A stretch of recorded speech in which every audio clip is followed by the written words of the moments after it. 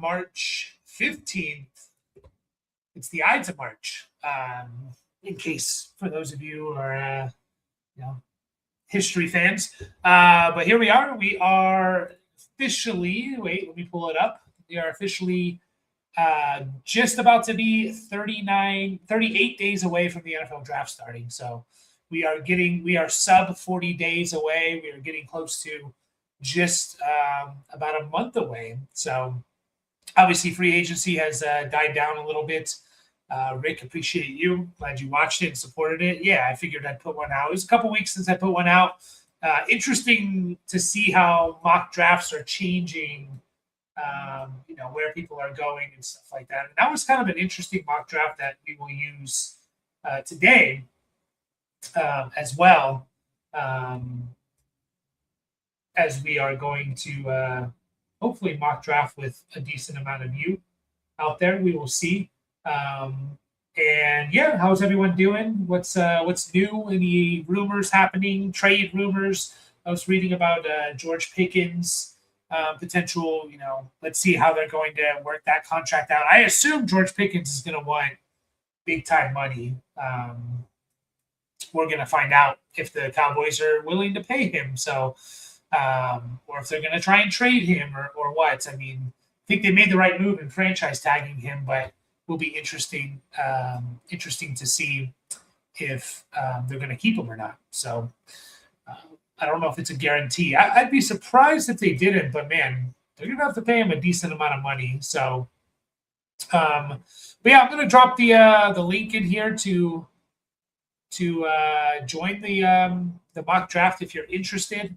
I will share my screen here as well to get more people in there, and hop on in if you're willing to hop on in. Come mock draft with me. Just got offered McBride, Laporta, and the 26-104. Wait, just got offered McBride for Laporta and the 104. I also have the 109. Easy. Is this a super flex league? I'm curious if this is a super flex. Sorry, not super flex. I mean, you can tell me if it's a super flex, but is it tight end premium? Tight end premium league or not? I am curious about that here. So, tight end premium. What is the premium on that? I think that's an interesting trade there. So essentially, you're would you guys rather McBride or would you rather Laporta and either wide receiver 2, Mendoza. Wide receiver 2 in the draft or Mendoza. That's probably who that's going to be. 1.5 for PPR. So, sorry, easy. Does that does that mean that tight ends are getting 2.5 per catch or just 1.5 per catch? Because sometimes people will list premiums as like 1.5 on top of the PPR. That's kind of how I like to list it, but I'm not sure if you mean tight ends are getting 1.5 or if they're getting 2.5 there. 1.5 per catch compared to 1. Okay, so it's a half-point tight end premium. So it's not a huge tight end premium. T-Zane says McBride for me. John, our buddy Garlic Bread says McBride for me. He's a game breaker, and Brissett's going to feed him. Okay. I don't mind I guess it depends on what you think of Sam Laporta, right? And like what is Sam Laporta going to be? Because basically what we've seen from Laporta is like he had an awesome rookie year, where he came out and was awesome. He struggled his second year until the second half, right? Maybe more like, let's see here. Yeah, it's when he missed week 11 in 2024. And then, down the stretch, he was awesome. The last 6 games, let's see here. The last 1, 2, 3, 4, 6 games, and that includes their 1 playoff game. McBride was really, really good down the stretch in 2024. I'm pulling up the per game stuff here. By the way, guys, if you want to join us here, rookie mock draft, we are going to use a CBS 3-round mock draft that we can. We'll check out the landing spots here in just a second, but we're going to be using that as our landing spots. Why can sometimes PFR? Okay, so he was basically his last 5 games in 2024. Laporta was on a 99 catch, 1,100 yard, 7 touchdown pace. Plus his playoff game, he had 6 catches for 51 and a touchdown.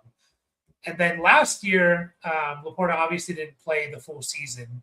So is there some injury concerns there? I don't know, but Laporta wasn't bad last year.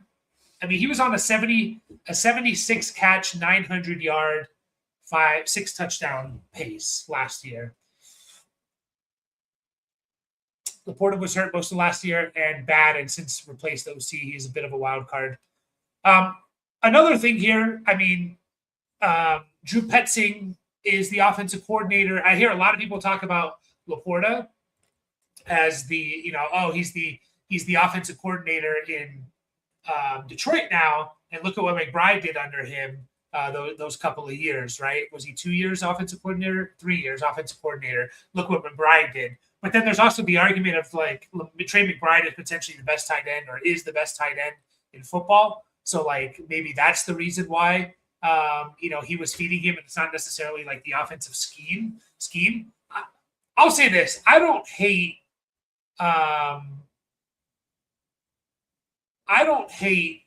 the Laporta and the 104 side.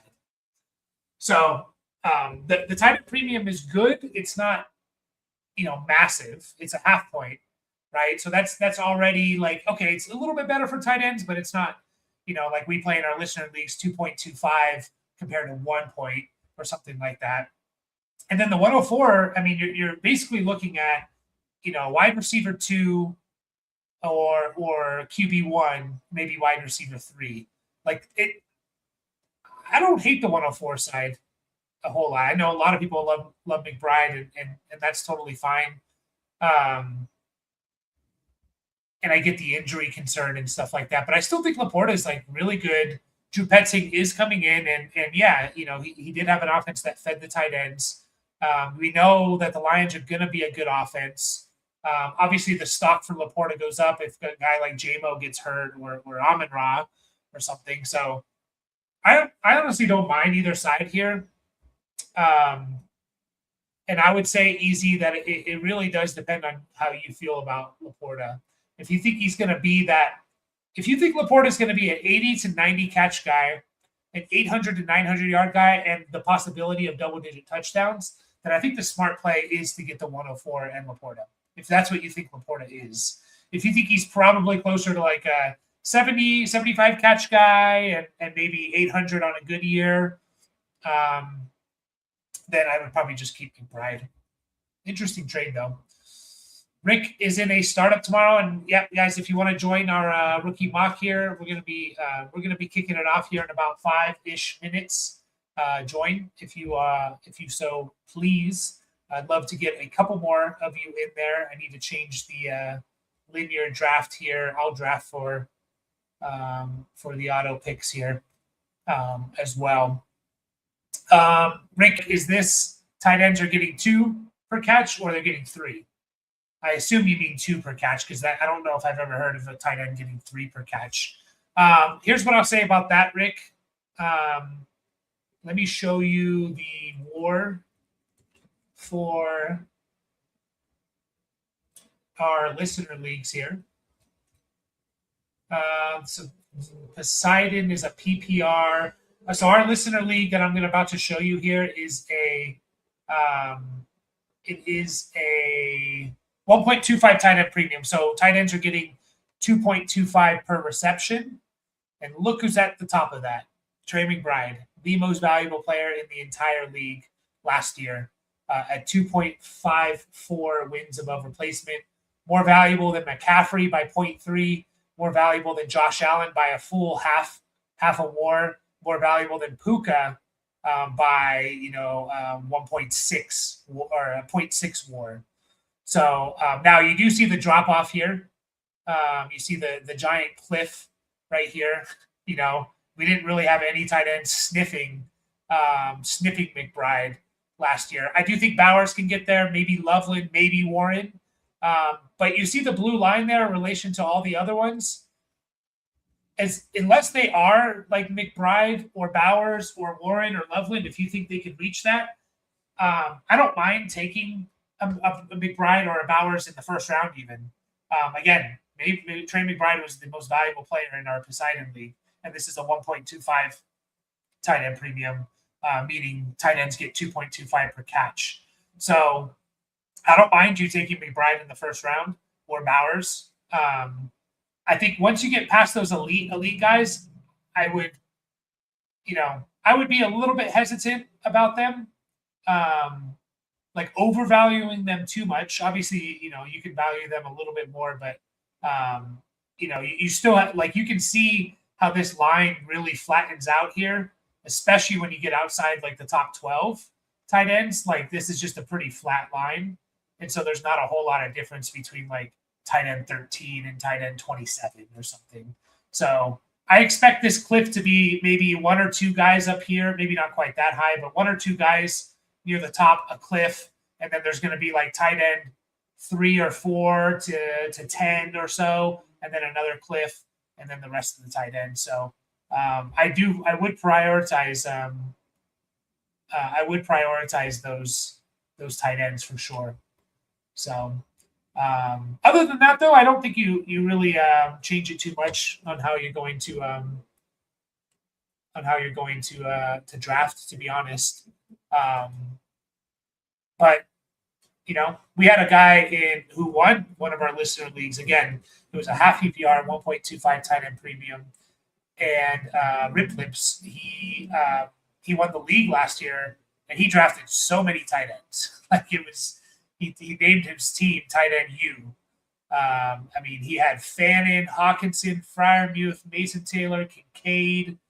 I know he traded some away. Theo Johnson, Jonnu Smith, Kittle. And again, he traded one or two guys away as well. So, but yeah, I definitely don't mind taking those tight ends quite early. So also, you got to take into account, people are probably going to maybe overvalue tight ends a little bit. So, you can get more in a trade for them. But a couple more minutes, guys, before we start this up. Again, if you are drafting with us, we are using the CBS mock draft here. I'm going to check out let's check out the landing spots, actually, of this CBS mock draft. We had Mendoza go 101, of course. Jeremiah Love is going to the Giants. I think with the moves that the Chiefs and the Saints made, this is pretty on par right there, right? Like, I think that kind of tells us that Jeremiah Love, I don't think is going to get past Washington at pick 7. Could go to the Titans, could go to the Giants, could go to Washington, in my opinion. So Jeremiah Love there. Carnell Tate is the first wide receiver off the board at the 108. This is an interesting mock draft. Kenyon Sadiq goes to the Rams, 13th overall. That's interesting because the Rams just, obviously, they have Parkinson still there. They drafted Terrence Ferguson. They just brought back Higbee on a contract. So, but they run a lot of 3 tight end sets. So Sadiq to the Rams is in the world we're living in. We have Mekhi Lemon to the Cowboys. Interesting there. Jordan Tyson falls 24th overall to the Browns. Omar Cooper Jr., 25th overall to the Bears. I think we have, Casey Concepcion, 30th overall to the Broncos. And then we have Ty Simpson is a Cardinal in the second round. Denzel Boston's a Titan. We have a bunch of receivers going in the second round. Chris Brazzell, the second, to the Dolphins. Antonio Williams to the Jets. Malachi Fields to the Ravens. Jeremy Bernard to the Falcons. Zachariah Branch to the Steelers. Deion Burks to the 49ers. Eli Stowers to the Broncos. Third round, we got Chris Bell to the Raiders. Elijah Surratt to the Commanders. Garrett Nussmeier to the Buccaneers. Mike Washington Jr. to the Colts. Only 3 running backs taken in this mock draft. We have Carson Beck to the Rams. Sam Roush to the Patriots. Max Clare to the Vikings. And Ted Hurst to the Eagles. I think I got them all there. And we are going to start this bad boy up. Yeah, the premium does help them for sure. Let's do a 12-team Superflex PPR. Let's do a 1-point tight end premium for Rick here. So 1-point tight end premium. And we're just going to kick this off, guys. Good luck, of course. And, of course, it is Jeremiah Love at the 101. Are we liking the Giants landing spot for Love? Are we worried about Scatterboo? I mean, obviously Love's way better than Scatterboo. I don't think Scatterboo's necessarily going to go anywhere. Obviously, it sucks for Scatterboo, but, like, what does it mean for Jeremiah Love? Is there any hesitation, even with Love going 5th overall, on drafting him if he does go to the Giants and they keep Scatterboo? Any hesitation? I'm curious. And then I will go ahead and take Carnell Tate here. And then I'll take my boy Fernando Mendoza. Yeah, any hesitation there on that? I don't know.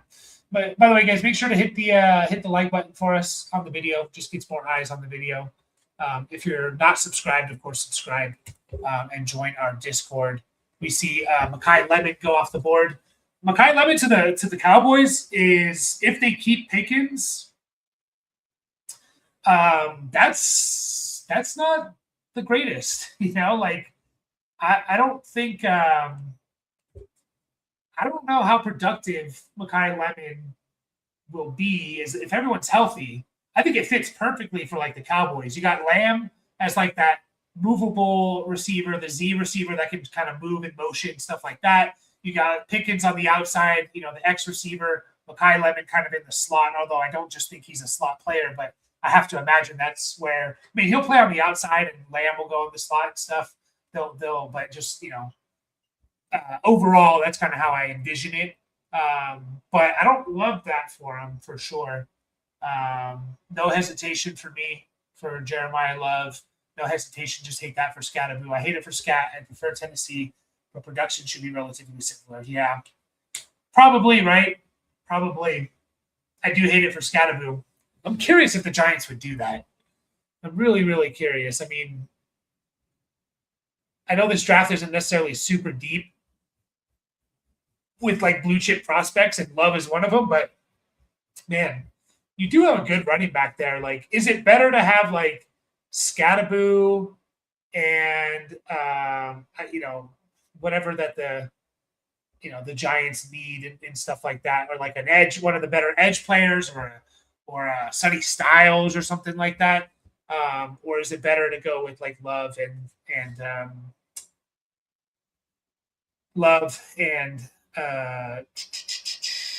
someone else there? Jadarian Price, I'm going to go ahead and take him. He fell to the he went to the Seahawks in this mock draft, so I kind of like that. They have Charbonnet, who's coming off an ACL injury. He's in the last year of his contract. They brought in Emmanuel Wilson, but that doesn't scare me too much. Like, I think Jadarian Price could easily be the running back there. I think Charbonnet will be a little bit of a problem, especially once Charbonnet heals up. But from that point on, it could be kind of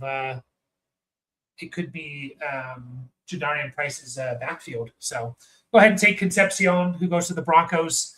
Broncos have not been that fantasy like haven that we were hoping it was going to be.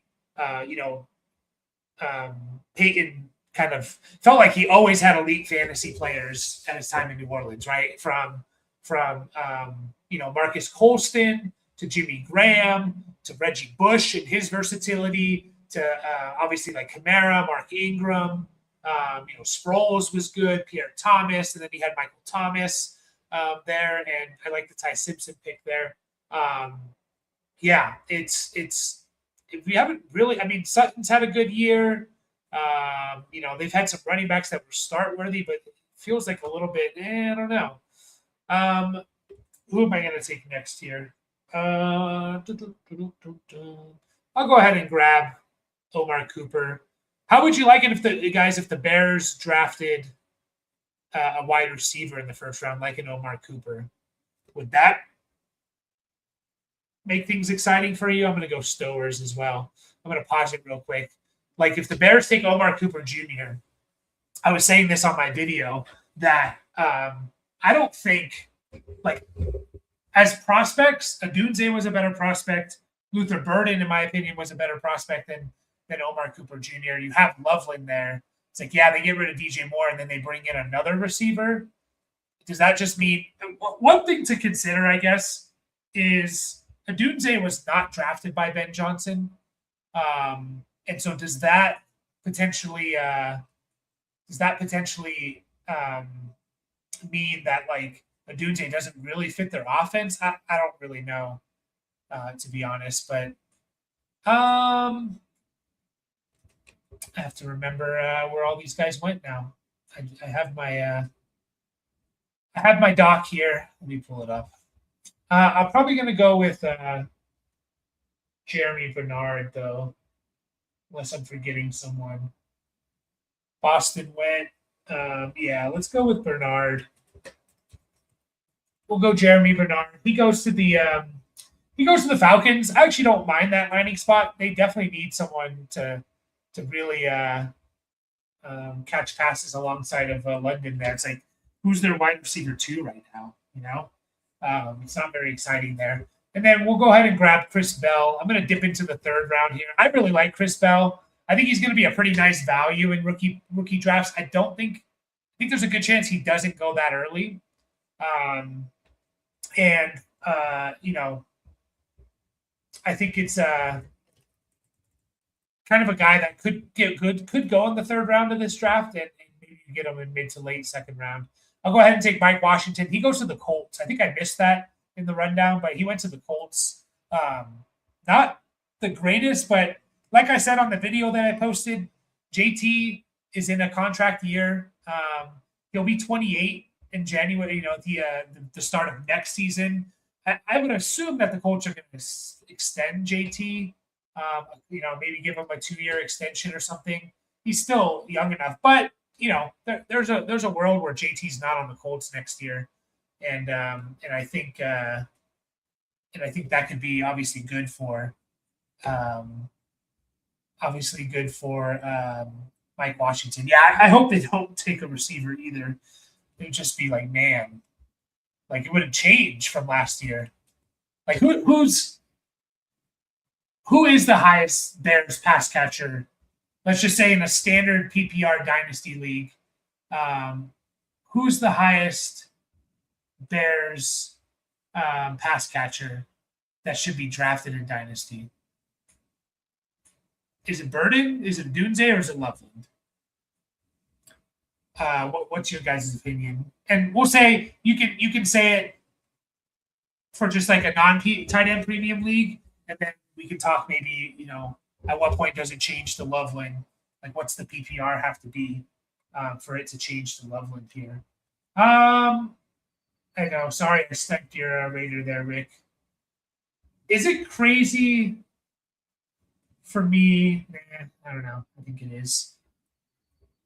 Let's just go Deion Burks.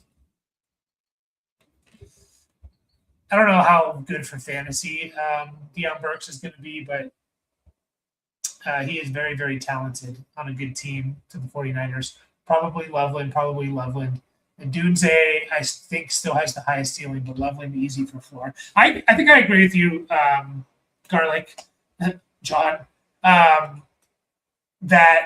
so Sal thinks Loveland in all formats. I think I agree with this statement, though, that Dunze has the highest ceiling in a non-tight end premium league. So, and again, you hear me bring that up, like, and why it matters, and I'll show you here in just a second as I make some of these picks here.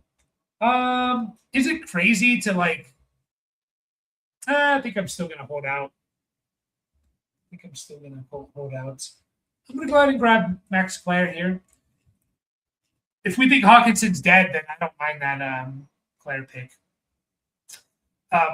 The reason I say it non-tight end premium, so you just need a half-point tight end premium, and it's easy for you, Rick, right? Curious. Let me make these picks, and then I'll show you guys something. I'm going to go ahead and take Carson Beck. I mean, he goes to the I generally don't like to draft third round or later quarterbacks this early.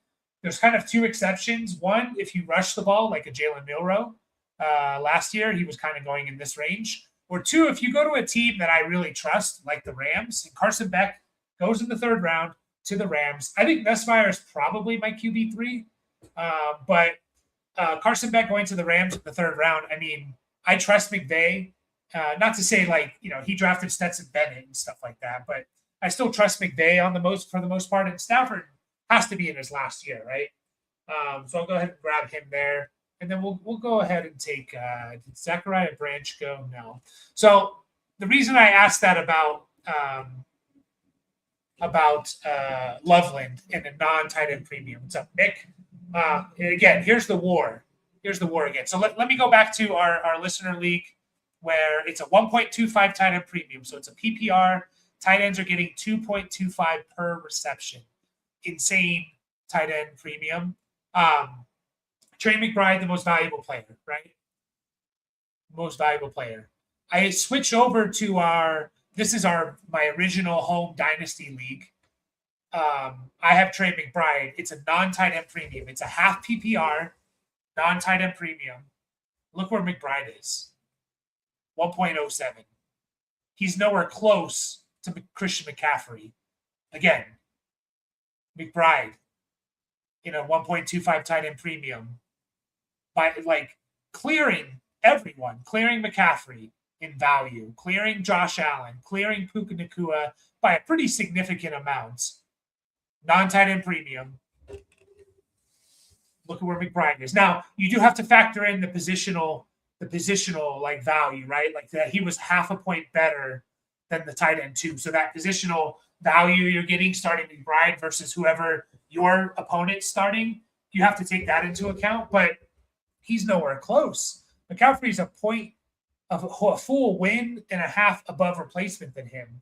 Josh Allen is a full, almost 8.8. Puka Nacua, right? Like basically McBride was equal to in this league.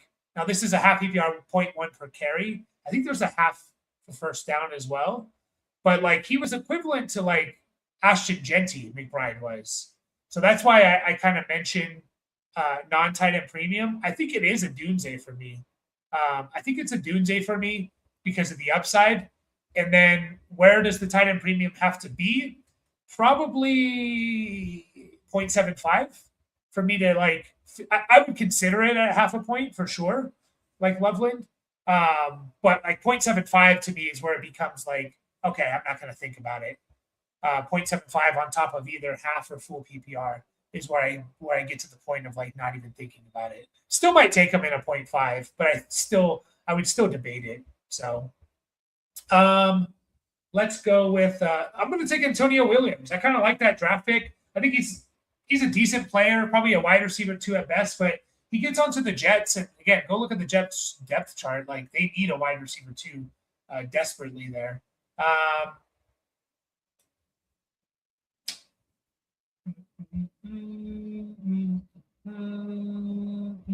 My boy Seth McGowan's not in here, unfortunately. Let's go ahead and take Sam Roush. He was fun, man. He's like 6'6", 270, and he was testing like often. Like his combine was like insane to be. Let me pull up Sam Roush here as let me make this pick real quick. We'll go ahead and take Roush. I'll take my boy Skylar Bell. We don't have an auto pick. I'll just put it on auto pick now because we don't have some people here. So Devon Claiborne off the board. Let me pull up Sam Roush. I think I'm saying that right. So Sam Roush here, 6'6", 267. Like he is a big boy. And look at some of his like combine production. Like running a 4.7 at 270 is pretty insane. Like that puts him for all tight ends. I don't know. Okay, it looks like it goes back to 2011. For all tight ends, that puts him in the 66th percentile. And this might be even go back earlier than that. I don't know. 66th percentile is good. 4.7 is not bad when you're 6'6", 270. Sorry, 63rd percentile. I was looking at the 10-yard split. But then his vertical jump and broad jump, like off the charts, man. I mean, I guess it's vertical because he's already tall enough, but still, shows his explosiveness. I think he's a fun player. He was decent at as a receiver in college here. His last year at Stanford. And Stanford has some history, like 50 catches, 500 yards. Like, that's not that bad. And it's not like Stanford was this like powerhouse passing school. Roush was second on the team in yards, second in catches. So, I mean, he put up 500 of their 2,600 or so stats. So, let's see how the draft ended here. We had Jack Andrews, Michael Trigg, Ted Hurst, Katron Allen, Nussmeier, Randall, and Le'Veon Moss. So, I still think this draft, I still really like the first round of this draft. I think it's a good first round. I think it kind of pushes into right around the 205 range. And then after that, it gets a little bit sketchy. I think the lack of running back depth is hurting it a little bit because that's the guys we generally want to take. But we're probably going to get 14 receivers taken in the first 2 rounds of a rookie draft. And I don't know what the record is for most receivers taken in the first 2 rounds of an NFL draft, but I think we could break that this year. And again, if you need a rookie, a wide receiver, I think you can find one in this second round here. So Goddard is back in Philly, indeed. The most underrated dynasty tight end, in my opinion. Dallas Goedert, literally since Zach Ertz has left, has always been a tight end 1 in points per game. I know injuries kind of played a part in the negative perception of him, but on a per game basis, he was still really awesome on a team that's not really throwing the ball that much. So, I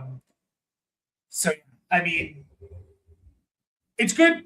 It's good. If AJ Brown leaves, I like it a lot more. AJ Brown leaves, and then they don't bring in anything significant at receiver. I don't mind that at all.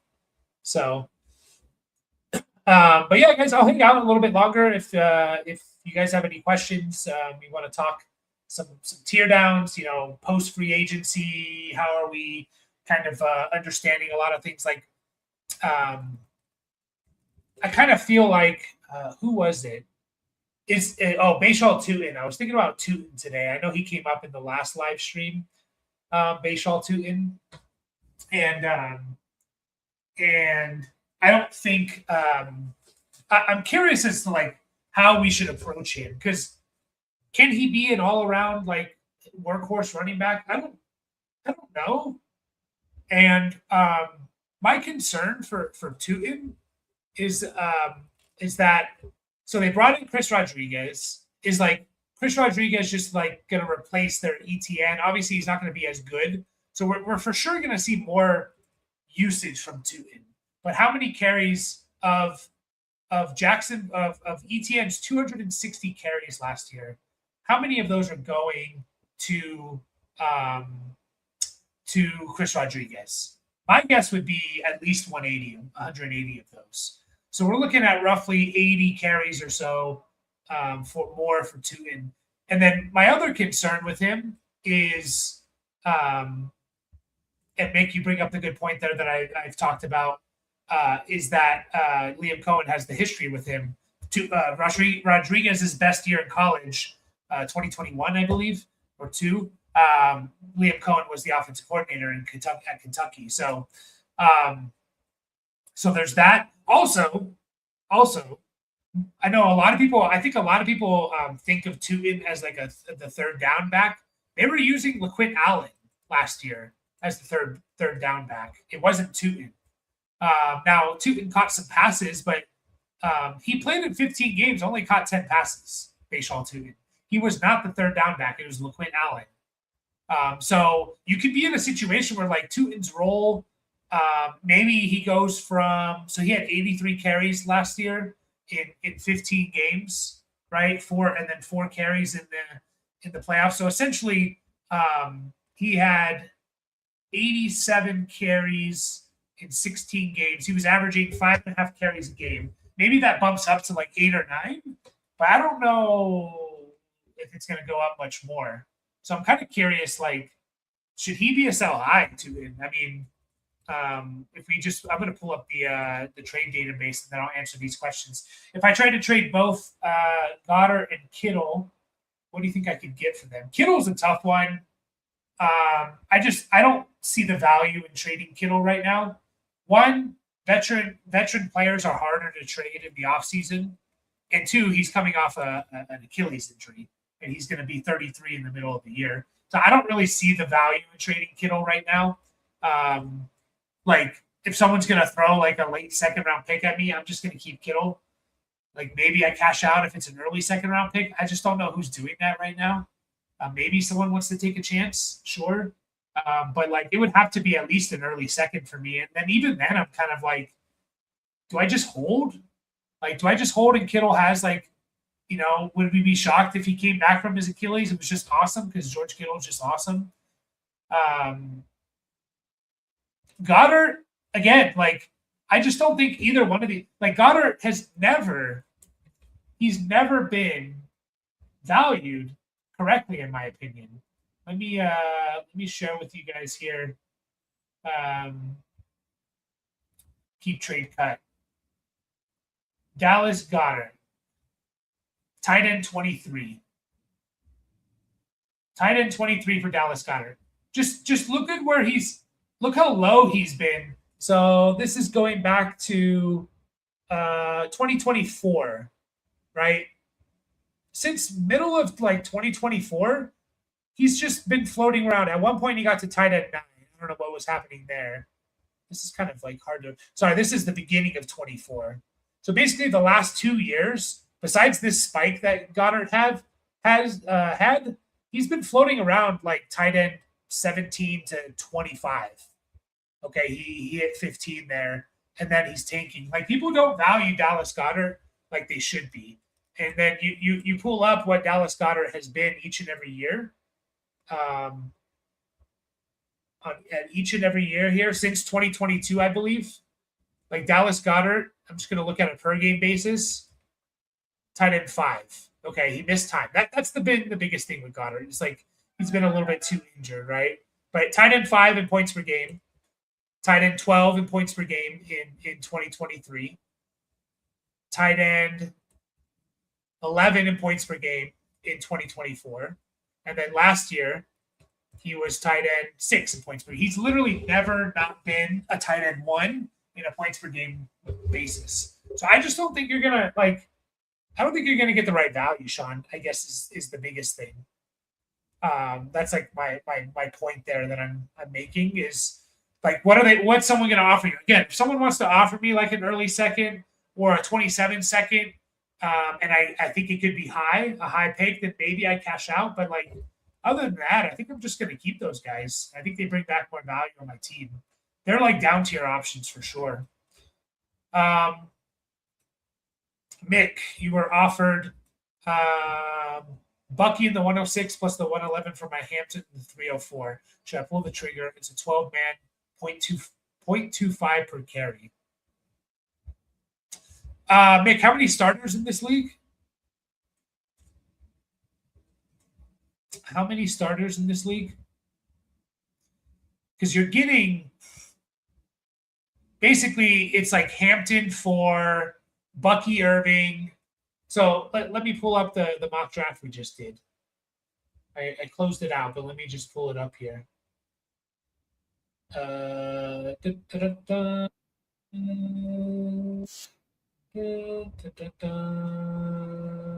So, would you guys rather Bucky Irving, Jordan Tyson, and Omar Cooper Jr., who was a first-round pick here?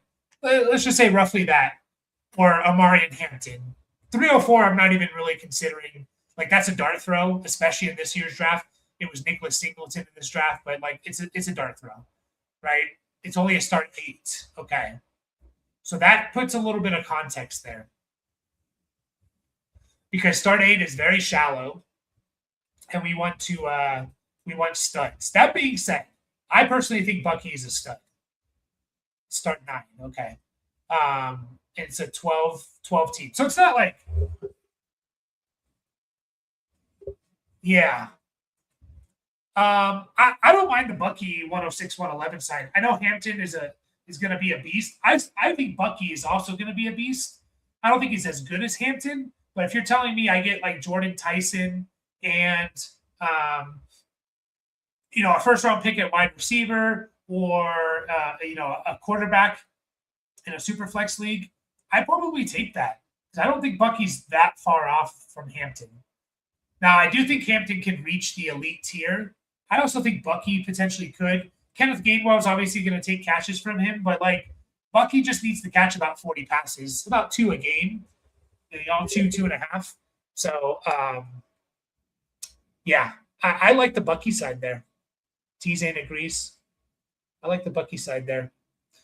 0.25 per carry is interesting. But again, like I think Bucky's also going to carry the ball a lot, I think he's also going to carry the ball a lot. So I obviously think Hampton's the best player there, but I think the 106 and the 111 is enough there for me.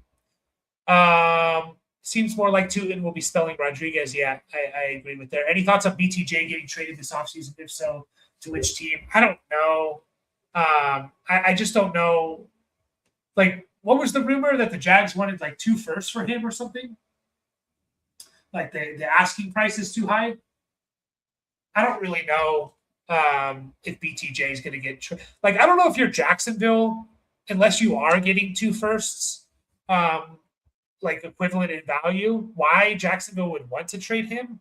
He's a rookie receiver that showed a lot of potential. He's on a rookie contract that you can control for 3 more years. It's not like your team has good pass catchers, but like if you got rid of BTJ, your receiver room's looking like, Parker Washington, Jacoby Myers, Travis Hunter, whatever he is, Brenton Strange. That doesn't scare a lot of people unless Travis Hunter really develops. We know what Myers is. I think we know what Parker Washington is as well. I think he's like a Jacoby Myers-esque type of player, like underrated, good for a team, but not like an alpha. Like, do you really want to be doing that? I don't know. So could it happen? Sure. Where would I like to see it? I mean, again, Patriots come to mind. The Chargers come to mind. The Bills will always come to mind. Even a team like the Chiefs or something. I just don't know if those teams are going to give up like 2 first-round picks for them. So we'll see. We will see. There, Tootin does scare me. Tootin does scare me. He does. He does. Like, people are a little bit too excited for a guy that had 93 touches last year in 15 games, mind you. It wasn't like he missed a huge part of the season. He played in 15 games. He had 93 touches. 93 touches. And again, he wasn't the third down back. He was essentially Keaton Mitchell. Like what Keaton Mitchell is for the Ravens, or what he was for the Ravens now on the Chargers. That's what Tootin was. He was there to be a little bit of a change of pace, give some explosion. He was not in on third down. He was there to spell Derrick Henry. And that's what Bashaw Tootin was doing last year. He was literally there to spell him. So, yeah, I am curious. I have to think more about Tootin and make a sell high video. Trade help here. I got this offer. I get Judkins to 27 second, likely late. I said 227 first, have 3 in total, but likely late. I need running back. Main one will be Love, Tootin. Not much else. I'm a little bit hesitant about essentially. I mean, you're kind of giving up two firsts, 27 firsts for Judkins. Who was it in here? Jay was kind of mentioning like he's not a PPR running back, a little bit too rich for me. He's a young guy. Yeah, like I agree with everything that like Jay's saying. He feels like a 27 first plus a third round pick in this year's draft, a second round pick in this year's draft. He doesn't feel like 2 firsts. And I know you're getting a second back, but I think I would pass on that. I was also not as high on Judkins as everyone else was. I was a little bit lower on him. Not to say like I'm right, because I was higher on like Dylan Sampson, and I still like Dylan Sampson, but like after year one, obviously like Judkins just like what are the Browns doing? I guess is another question, because like yeah, Judkins was nice last year, but he was like, it was a situation where he was surrounded by like a pile of crap, and he looked amazing. But when you go back and actually look at it, it's like, oh, okay, yeah, like he was struggling. Like if he didn't score a touchdown, he was struggling. Judkins was struggling, and that's not his fault, I don't think. So I think it's a little bit too much there, John. I know you need running back, but again, it's March 15th. We're not setting lineups for 6 more months. We can figure out running back. Running backs are generally the easiest. Like, I'd much rather save those firsts, see how my team progresses the first 6 weeks of the season. Okay, I'm 4-2. Now let me send one of these 27 firsts to a team that's rebuilding and they have McCaffrey or they have Saquon. Like, I would much rather do that, like, than give up those 27 firsts. I just think they hold so much value. I mean, the hype for the 27 class, man, I can't tell you how many trades I've sent that include a 27 pick. It could be a second round pick. It could be a third round pick. And it's basically, it comes back and it just says 27 picks are not for sale, right? Like everyone wants the 27 class so much. So I think you have so much value there in having 3 of them.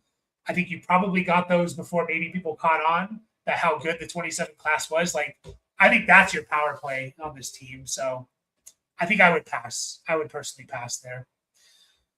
Holding Kittle to his next big game. Yeah, or even like hold Kittle till like, we get some news on if he's going to be ready for the start of the season.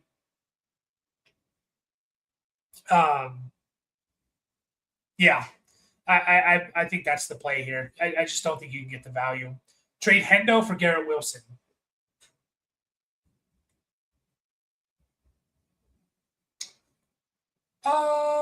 What would you guys rather have here? Is this a lateral move? Is this a even move? Is it PPR? Golem? Is that Golem? Like Golem? I know it's not spelled the right way. Is it PPR? Is it half PPR? Is there any point per carry here? Is this a lateral move? I tend to not like make lateral moves. I tend to just keep the guy that I have. I guess team build is important here. For what it's worth, Keep Trade Cut in a half PPR league has Garrett Wilson slightly favored. It's essentially a lateral move in their opinion, but they do have it slightly favored to Garrett Wilson. Yeah, it might just come down to like, do you need a running back or a wide receiver, like Kevin's mentioning? I think in a vacuum, I would take Garrett Wilson over Henderson. But I think there is a lot of looking to boost wide receiver 2/3 area with an uncertainty of rushing. Okay, so you need a receiver. And so that I think that leans towards, I'm fine with this trade. I think it's pretty even. And in a vacuum, I would take Garrett Wilson over Travion.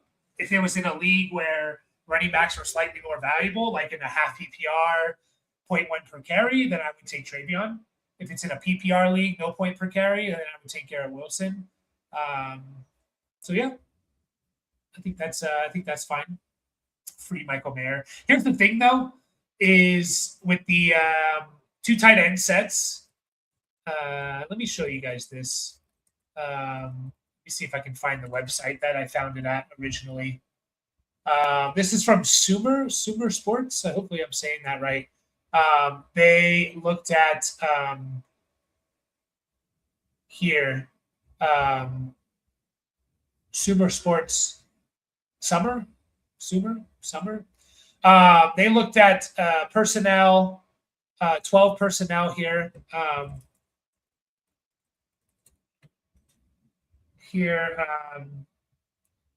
So 2 tight end sets essentially. Sorry, I was just reading something. League average. So this is from 2025. We had where's it show? Right here. We had 7 teams. 1, 2, 3, 4, 5, 6, 7 teams running 2 tight end sets 30% or more of the time, right? 7 teams. It's been like that the last 2 years, 2024 and 2025. What does that line up with? Here we go. 1, 2, 3, 4, 5, 6, 7. 7 teams again of 30% or more of 2 tight end sets. What does that line up with? Running backs being better the last 2 years, wide receivers being down. The Browns did it at 41% of the time. The Rams ran 3 tight ends over 30% of the time, right? We'll go back to 2022. Not one team ran 2 tight end sets 30% or more, right? Not one team. So what does that tell you? It's going back towards the running. The NFL is like a cycle. Everything's a cycle, right? We were just offensive, passing, wide receivers, quarterbacks. Up until the last few years, defenses adjusted to these kind of elite passing teams. We're getting more running the ball, rushing teams. And that's lining up to what we're seeing in fantasy. It's also affecting the slot wide receiver, because when you have 2 tight ends out there, you do the math. 2 tight ends, 5 offensive linemen, a quarterback, a running back. You only have 2 more players. That's 2 wide receivers. Generally, your slot receiver is not going to be out there. So keep that in mind with some of these slot receivers coming out. Those guys are going to be probably affected the most. So I don't think the Raiders are wanting to get rid of Mayer, even though we want to get him to get rid of, because he does the dirty work while Bauer shines, and he can still catch passes. Crow agrees that it's a little bit too rich for Judkins. Jay mentioned it as well. I have 3 27 first and 2 seconds already. We'll try. And again, don't be in a rush to trade your 27 picks, because we talk about this all the time. Those are literally basically the only assets in Dynasty that are going to rise, like guaranteed rise in value, are picks, right? Like guaranteed. If that not even the best player, not even Bijan. I mean, Bijan can't really get much higher, but you know what I mean. Like, he can't really rise in value, or like not even he's guaranteed, because if we get a report that Bijan tears his ACL walking his dog, he goes down in value. Picks, they don't have that issue.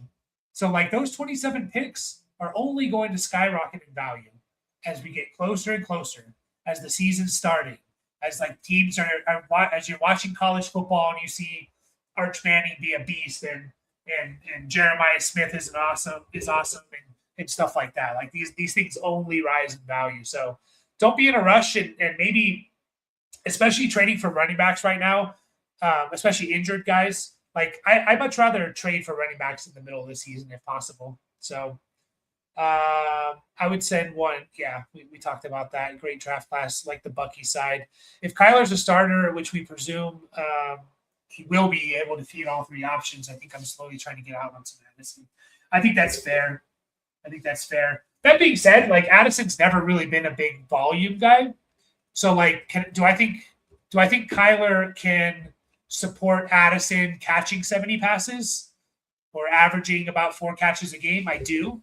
And for Addison, he needs to catch the touchdowns. And I think that's just more the nature of playing alongside Justin Jefferson, right? But he did show in his first 2 seasons, like he caught 19 touchdowns.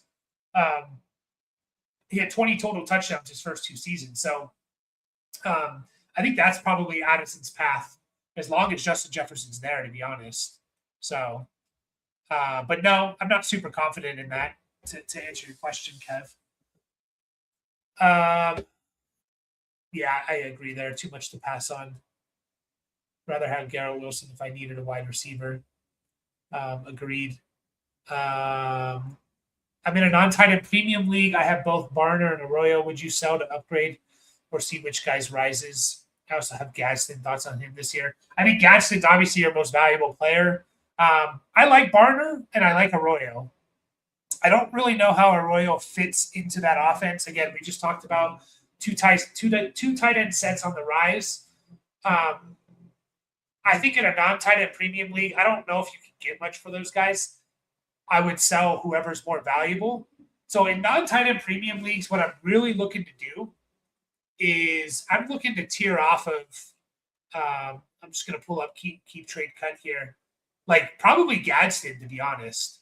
Like I unless I have basically these 5 players, maybe if you want to throw in Kraft and Laporta in there with the possibility of Pitts, like the guys I'm really looking to sell in non-tight end premium leagues are the Gadstons, Likeleys, Kincaids, Fergusons of the world, because I think you can down tier to a Goddard, to an Njoku. I mean, Njoku's an incredible buy right now. A Chigakonkwo, even. I think Okonkwo is going to be solid next year.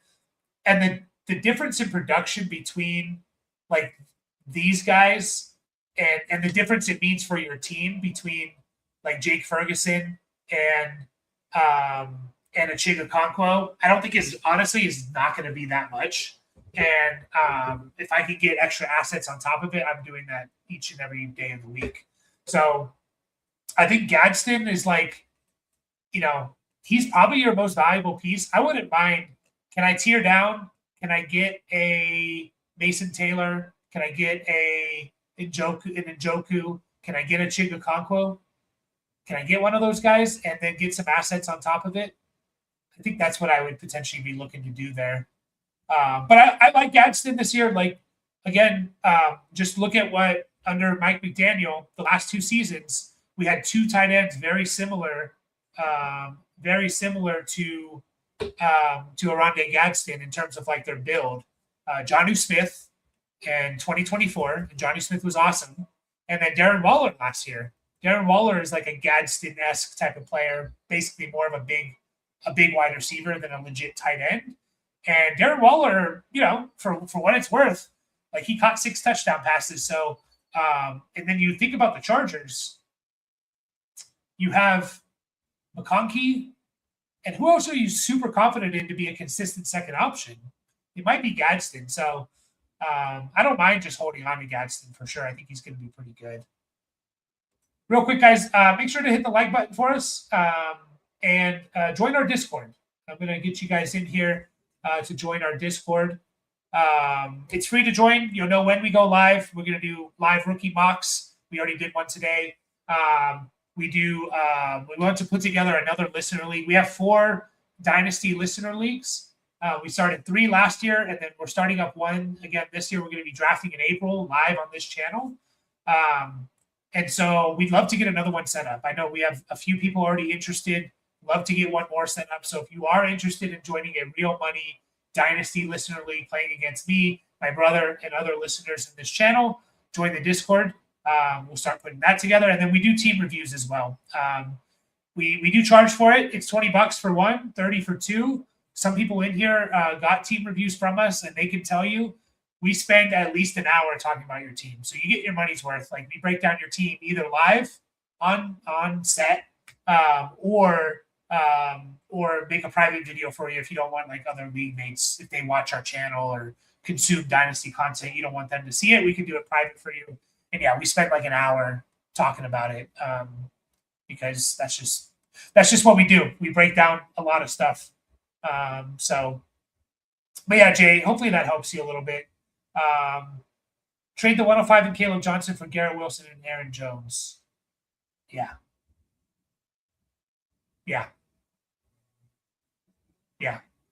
I would do that. I know we're all down on Garrett Wilson. We know he's really, really good. And he has Geno in there now. And I know that's like, let's scoff at it. But is Geno, if Geno's decent next year, is he going to be that far off from what like Aaron Rodgers was with the Jets in 24? And I don't think so. Like, I'm not saying Geno's better or comparable to Aaron Rodgers, but like, I don't think he's going to be that far off.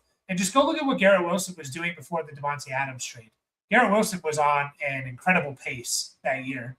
He was being absolutely fed, like 115 catch. I don't think his yardage was too crazy, but he was like 115 catch, 1,200 yard, 10 touchdown season. And then even last year, Garrett Wilson with Justin Fields, even last year, if you take out his game where he got hurt, Garrett Wilson was on a 100 catch, 1,100 yard, 11 touchdown season. Like, and that was with Justin Fields. So I think Garrett Wilson's kind of a buy low a little bit. Yeah. And Rick doesn't want to let him go. Rick doesn't want to let him go. What's up, Chewy? We got a lot of Raiders fans in here. I am a how do I explain it? I used to be a diehard Chargers fan. I am much less invested now ever since they left San Diego. And I still want to see them do well, but it doesn't ruin my day like it used to when they lost or make my day when they win. But I welcome Raiders fans. I grew up in Southern California, so I grew up around Raiders fans, and I love talking shit with them. So looking to cut down on my roster. Wide receivers are Neighbors, Puka, Burden, Jacoby Myers, Jaden Higgins, Ayuk, Coker. Any trade advice? Maybe upgrade or draft picks in return. I have Jalen McMillan. Got a lot of wide receivers. Yeah, I mean, you got two of the top, 5 or 6 there in Neighbors and Puka. Burden, to me, he's an interesting one to talk about. Like, you can make the argument that Burden should be a sell high, right? But also, I don't think he's too overvalued. So I feel like he's in that range where, like, I don't feel super confident saying he's a sell high because I do think he can go much higher, and I like him as a player. I am a little bit like, what is that Bears offense? Is what we saw last year kind of what it's hoping to be? Obviously, they want to run the ball. Like, Ben Johnson wants to run the ball. That's how he won games. That's how the Lions won games with Ben Johnson, was by a run-first attack. And then you have, a DJ Moore gone, but, like, they're being mocked to maybe draft a wide receiver. I don't know if that's, that's just a mock draft, but because all the other guys, I just don't know. Like, I don't really want to trade Neighbors and Puka because they're two of the top 5 best receivers. Now, can I down tier? I would explore that. Like, can I down tier from Neighbors to a Drake London? I don't know how you feel about that personally, Jay. But, like, obviously by picking up some pieces in return to a Tetaroa, maybe, maybe to a CD Lamb or something. But for the most part, I don't really want to trade those guys. Burden is probably the only guy I think I can kind of like sell high on. I don't think Jaden Higgins, Ayuk, Coker are going to be valued enough. I'd rather just kind of hold them. So Ayuk's an interesting one because, like, there's a chance personal issues aside, like, there's a chance he's just a good player, right? But I don't know if I would necessarily be in a hurry to cut down on your roster, only because, like, you have Neighbors and Puka as your studs. What if Burden doesn't really take the next step? Like, you're not super deep at receiver where it's like a lock, right? You have 2 locks. You have a guy that we really like that could be increased in value and be a lock. And then you have a nice piece of Jacoby Myers and Jaden Higgins, and then a little bit of question marks with guys like Ayuk and Coker and what they really could be, and McMillan too. So I don't know if I'm rushing to cut down too much there. But I don't know, maybe look at a package. Can you package Myers and Jaden Higgins and a pick and up tier to someone, right? Like, Jacoby Myers is, wide receiver 52. Jaden Higgins, wide receiver 45. Again, according to Keep Trade Cut. Can I package those guys and a pick and get like a DJ Moore? Can I get take a chance on a Michael Wilson if you want to? A Jalen Waddle? Can I get that high? Probably not. Christian Watson? Can I like up tier? Like, I wouldn't mind like a Christian Watson there.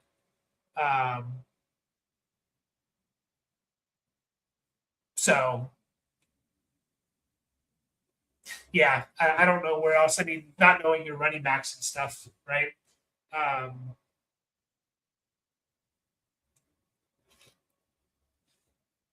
All right. What's your thoughts on Luther Burden from Malik Willis?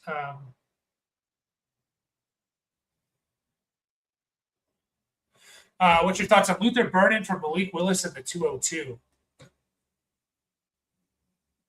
I think I'm going to take Malik Willis in the 202. I'm not like I'm not like super high on Malik Willis. Like I'm excited about him, but I think I'm taking Willis in the 202 here. So I think you can get that trade done if you're looking to trade Burden. And it definitely could be a trade where you look back on it and it's like, oh crap, like Burden actually hit. He's a top 12 wide receiver asset in Dynasty, and Malik Willis. Like my concerns with Malik Willis, and I'm sure you've heard T-Zane, because I know you're always here in the live streams and stuff. My concern with him is basically that he's on a bad team, and even if he'll be good if he's the starter next year for the entire season. I would be pretty surprised if he's not a QB1, the top 12 guy. But they could also just lose a majority of their games while he's the starter the whole year, and then they replace him in the super deep draft next year. And they don't even need to be the worst team. They could win 4 or 5 games and still get like a quarterback. Look at a couple years ago with the Caleb, Jaden Daniels, Bo Nix draft where you had 6 quarterbacks taken in the top 12. They could be picking anywhere in the top 10 and still get a quarterback to replace Malik Willis. So that's my biggest concern with him. But I think that's a decent haul for Burden, to be honest. Because, like, is Burden really worth that much more than, I don't know, the 109 or something? Like, is he roughly right around there? The 108 maybe? Yeah, maybe I'm a little off there. Maybe he's like closer to like the 107. Keep Trade Cut has him at like the 106, 105. I don't know. I think I would be fine with that trade, especially if I needed a quarterback. Like, what's your quarterback situation looking like there?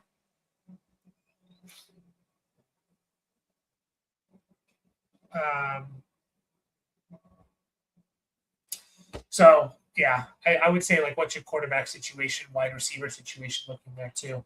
Interesting trade, though. Interesting trade. Oh, I wanted to pull up like what Bashal Tutin's going for these days. Is he on one of the highest traded? He is. Sweet. All right, we'll pull that up in just a second. Running backs for context. Running backs for context. Kenneth Walker, Tutin, Samson, Caleb, Wright, and Hunter. James Blue Tucker just went crazy drafting last year looking for upside. Yeah, I mean, is Tutin and Burden seem like the guys to kind of like potentially trade, right? I kind of don't want to trade Neighbors, Puka, and K9, right? So I kind of don't want to trade those guys.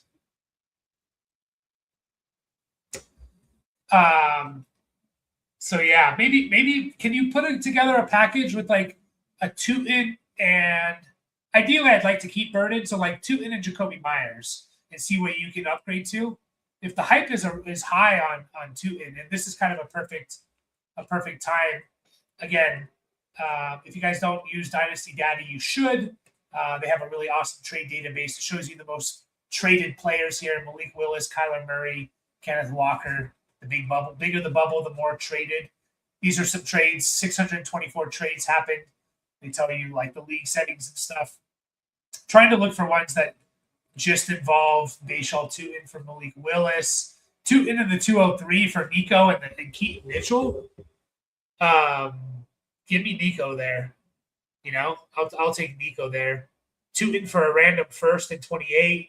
Tutin in a 27 second for a 27 first. Here's Tutin in a second for Luther Burden. So you can see he kind of ranges like all over the place. Tutin and Kenneth Walker for Gentee. I mean, Tutin for a 27 first is a smash, in my opinion, on the first side.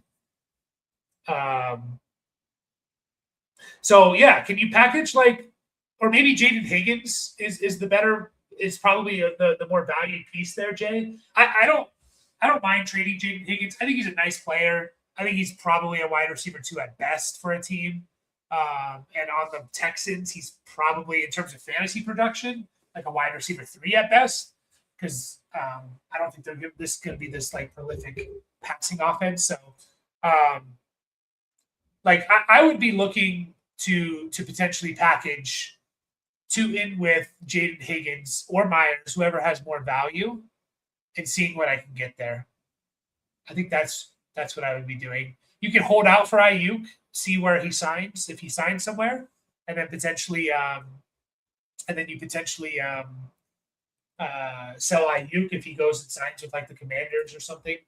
But yeah, I think I would be looking at Myers and Two and Burden are like the two guys to be trading. If I had to choose who I'd want to keep, I'd want to keep Burden. So, yeah, I think that's the direction I would go there. Hopefully that helps. Got offered Daniels. And by the way, Jay, like if you do want a team review, like we can basically with Dynasty Daddy, why I like team reviews is because we can go to leagues. We can pull up your league essentially. And we can see your entire league and we can look at like really break down like players who to target, right? I can see your entire league, who has players. John, I didn't even mean to click your name, but if you're still here, I did. We can really find like the guys to target and stuff. It makes it a little bit easier with the league context. So if you are interested in that, hop in the Discord and there's like a team review channel there that you can just say hi in, and I'll hit you up. Got offered Daniels, the 103 and the 104 for Hurts, Devonta, and Ibuka. PPR Dynasty 1 QB. Is this a smash? Daniels over Hurts. I think I would be taking the Daniels side here. I mean, you're essentially getting Daniels and then either wide receiver 1, QB 1, wide receiver 2, whatever you want to choose there. Oh, I guess it's 1 QB. So probably wide receiver 2 in this draft class, which I think is a pretty fair trade-off for a guy like Devonta Smith. Like, obviously, we know what Devonta Smith is. He's a good player. I think he could still be better than what he's been, but you obviously get really good high draft capital wide receiver in this draft, and there's a lot of upside with that. And then Ibuka at the 104. Yeah, I think I'd take the Daniel side there. I'm taking the Daniel side. You have Shuck, Kyler, and eventually Mendoza. So, yeah, you could use Malik Willis, I would say. You have pretty good wide receivers. You already have Lamar and also got the 101. So are you trading away Daniels, Cody? Or are you getting the Daniels side, or are you trading the Daniels side? Harvey and Willis are the most I've seen traded. Yeah, they are definitely all up there from that trade database. Malik Willis is the most traded player right now in Dynasty. And then it looks like Kenneth Walker and then Kyler.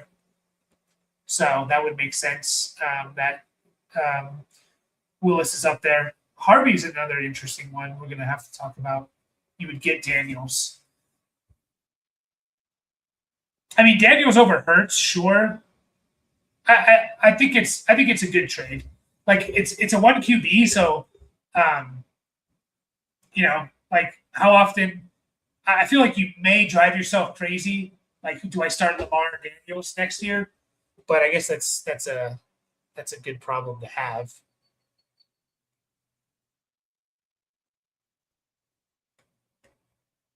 Rome, Ayuk, and then you own the entire first round, so I'll fill those receivers. Yeah, I think it's fine then.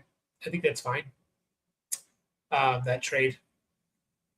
Yeah, I'm fine with the Daniels, the 103, and like I think those are pretty good value for those two receivers. It's a risk for sure, but I think I'm fine with that trade. Trade 2 in for Harvey in a second. Oh, absolutely, Kevin. Smash. If you can do that, that's awesome. I would want the Harvey the Harvey and 27-second side, 100%. All right, guys. I think I'm going to take off here. Appreciate everyone. It's been fun. I really enjoyed this stream. Been here for an hour and 15. Again, hit the like button for us. Hit the subscribe button for us. Join our Discord. I'll put the link in the Discord one more time here to give you another chance to join.